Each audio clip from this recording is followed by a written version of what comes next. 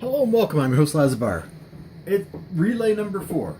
It has been 3 months, 4 months. Like, I've lost track. I don't remember when number 3 came out, which means I kind of forgot what the hey was going on in this story. She's that one cop that got all weirdly mutated and stuff and absorbed the main character's other cop friend.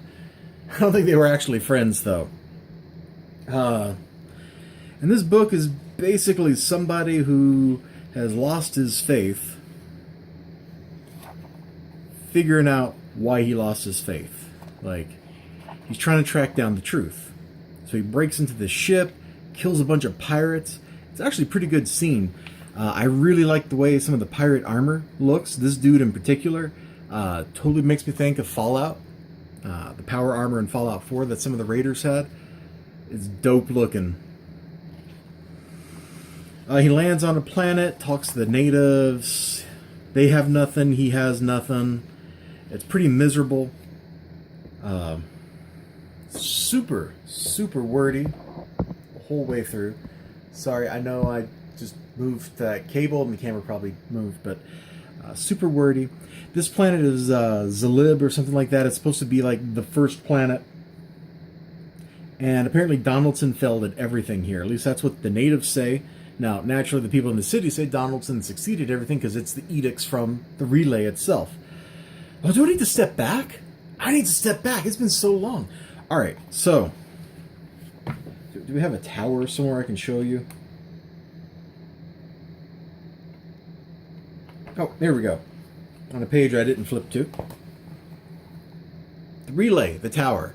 It connects every world. It gives them their culture, their beliefs. It coordinates everything in their society. This guy used to be a cop that enforced its edicts until they blew up the planet that he thought Donaldson was from.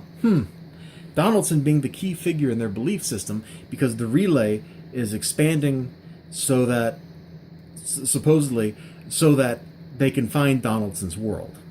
And he goes through a recap as he's musing of the events in the book, where it's like, there is no Donaldson. The natives show him this reservoir. It's all polluted, nobody can drink it. He's got nothing. His cop friend, cop boss, is chasing him. I like the dialogue in some of the book. Like, say 75% of the dialogue I enjoyed. Some of it, I guess it's his monologues I didn't really enjoy. When he's talking to other people, it's pretty good. The fight scene is totally confusing. I had no idea what was going on, where, or with who.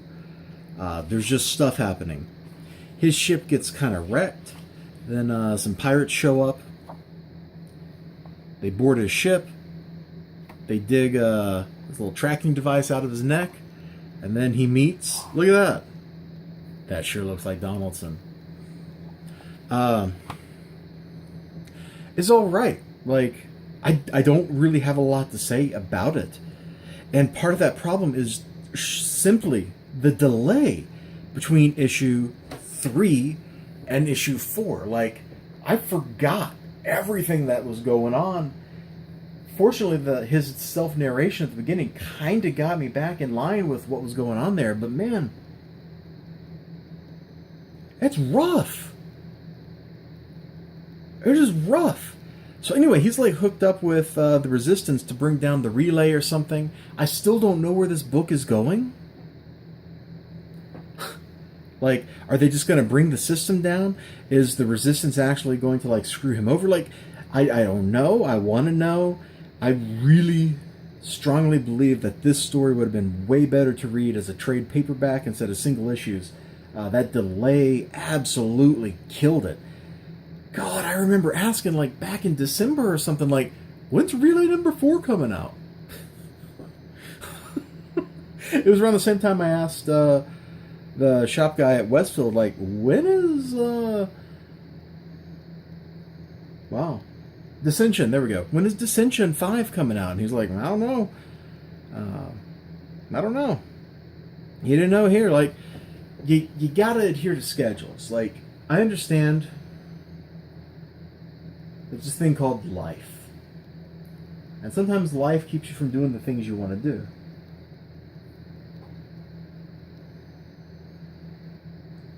But when you're selling people stuff, if you want to get their money, you have to keep their interest. You know, one of the reasons I do so much stuff on my YouTube channel is just so people know, hey, every day this Elizibar guy does some stuff. I hope it keeps people coming back. It certainly earned me a couple of people that I consider friends that hang out with me.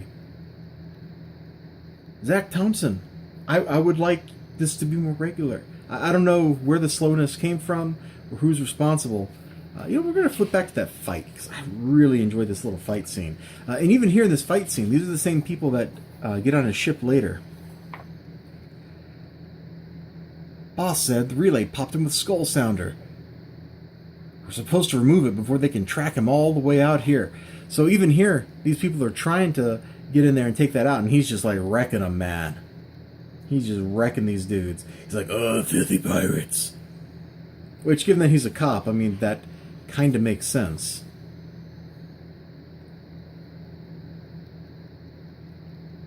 And these people are just telling him all the terrible things that the tower has done to them. Like, it's definitely like somebody who's just discovered that everything they believed is false, and they're going around talking to all the people who knew that before, but people that he didn't really know existed. And he's getting his eyes opened, but he's also spiraling down a pit. And that part at the end where the pirates, the resistance, capture him is the end of that journey. Like, he's spiraling down and down and down and down. And he gets here. He's at his lowest point, I think, at the end of this book, when they board his ship and take him out. And his story arc has to go back up from here. There's nowhere else to go. Also, I like that the moon appears to have been eaten. Check that out. I thought that was a really nice touch. That was actually why I opened up to this page, and I just kind of forgot about it till now. The art's fine. It's not amazing. But it's very solid. Like, the thing that I most have to complain about in this book, and it's not even her melty face. Like, it's a melty face. How do you draw a melty face? No, it's this fight sequence. I have no idea, really, what was going on in this fight sequence. Like, it just confused the heck out of me.